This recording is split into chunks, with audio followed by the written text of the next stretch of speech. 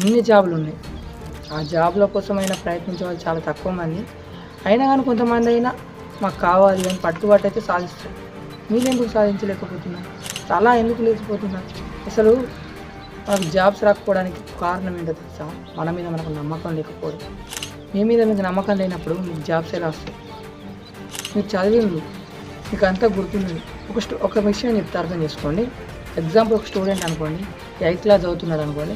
ఆ 8th క్లాస్లో class మొత్తం విన్నవాడు ఒక విధంగా ఉంటాడు, అంటే వినని వాళ్ళు కూడా కొంతమంది ఉంటారు. కానీ అయినా కానీ విన్నవానికన్నా వినని వానికి ఎక్కువ మార్కులు వస్తాయి. ఎందుకలా తేడా తెలుసా? వీడు మొత్తం క్లాస్ మొత్తం వింటాడు, మళ్ళీ ఇంటికి వెళ్ళి చదువుతాడు, అయినా కానీ దానిలో ఉన్న కీ పాయింట్ అర్థం చేసుకోడు. సో వీడు సగం క్లాస్ కూడా వినలేదు, ఎంతో కొంత వినట్టున్నాడు. మళ్ళీ ఇంటికి పోయి ఏదో కాసేపు మేడం చెప్పింది కదా, సార్ చెప్పింది కదా, కొంచెం చదువుదాం, మన ఫ్యూచర్ ఉంటుంది కదా అని చెప్పేసి